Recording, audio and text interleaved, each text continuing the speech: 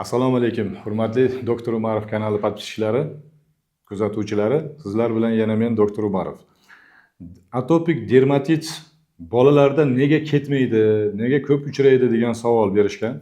Shu savolga avvalo atopik dermatit nima? Derma degani bu teri degani. Dermatit terini shamollashi. Allergiyaga xos atopik degan shu sezgirlik oshib ketgan degan so'z ma'noni bildiradi. Bu o'sha meditsinada sezgirligi oshib ketgan, oziqlanishga bog'liq bo'lgan qismi buni shu atopik dermatit, ya'ni terining allergik shamollashi, shuni toshmalar bilan, qichishishlar bilan bo'ladi. Juda ko'p holat mana shunday kuzatiladi. Buni kelib chiqishi asosan allergik enteropatiyani oqibatida bo'ladi. Ya'ni ichaklarda enteropatiya, entero degani bu ichak, ingichka ichakning nomi. Lotin tilidan bizga shuni buzilishi. Men sodda qilib aytadigan bo'lsam, achigan ichak oqibatida bo'ladi. Uni kelib chiqishi noto'g'ri ovqatlanish bilan bog'liq. Biz buni davolash uchun eng avvalo shu disbakteriozni davolaymiz. Allergik enteropatiyani davolaymiz. Shundan keyin bu narsa ketadi. Endi bolalarda, ko'proq emizikli bolalarda bo'ladigan bo'lsa, onasi bilan birga davolash kerak. Onasini o'sha ovqatlanishi noto'g'ri, ichagi chatoq, yo qabziyati bor yoki o'sha hazm faoliyati buzilgan, oshqozon ichak tizimi buzilgan. O'shanday bo'ladi.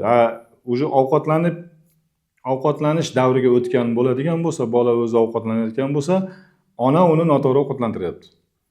O'sha odat keyingacha shunday davom etib boradi. Shuning uchun tashqaridan maz surting, antigistamin preparatlar bering, gormonlar uring, foydasi yo'q. Shuning uchun bu masalada endi yana aytayapman, davosini aytib qo'yavering deysiz, baribir hozir ayting davosini, bunday qiling, nimadir. Yo'q, bitta ikkita dori bilan yaxshi bo'lmaydi. Endi biz kelgan bemorlarda aksariyati bilan asosan nima bilan shu yozib, chizib, yuzma-yuz suhbatda tushuntirib beramiz. O'shanda ham oxirigacha ular amal qilishmaydi. Men mana bu ekran orqali efir paytida agar bu narsani tushuntirib beradigan bo'lsam, umuman amal bo'lmaydi. Shu sababli biz chala ish qilmoqchi emasmiz. Chala ish qilishni o'zi yoqtirmayman. Shuning uchun sizlarga adreslar berilgan, telefon raqamlar berilgan, Telegram, WhatsApp, Instagramlar ishlab turibdi. Bular orqali bemalol murojaat qilishingiz mumkin. Kimni imkoniyati bo'lsa keladi, onlayn maslahat bilan bitib ketadigan ish emas. Shuning uchun allergik dermatit, atopik dermatit, bu allergik dermatit ham desa bo'laveradi.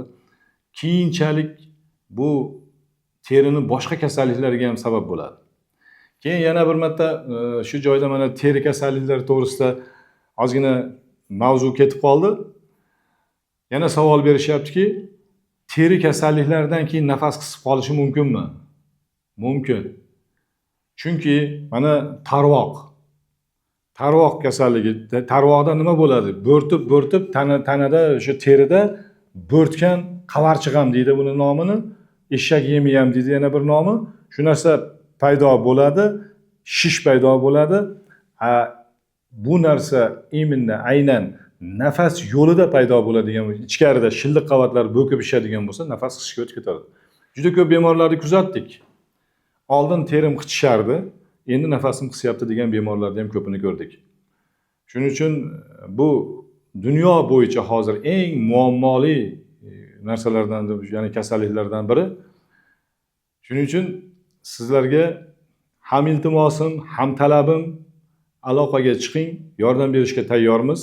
Bizning telefon raqamlarimiz kanallarda berilgan. Murojaat qilishingiz mumkin. E'tibor uchun rahmat. Keyingi videolarda ko'rishguncha xayr, like bosib, podpiska bo'lishni unutmang.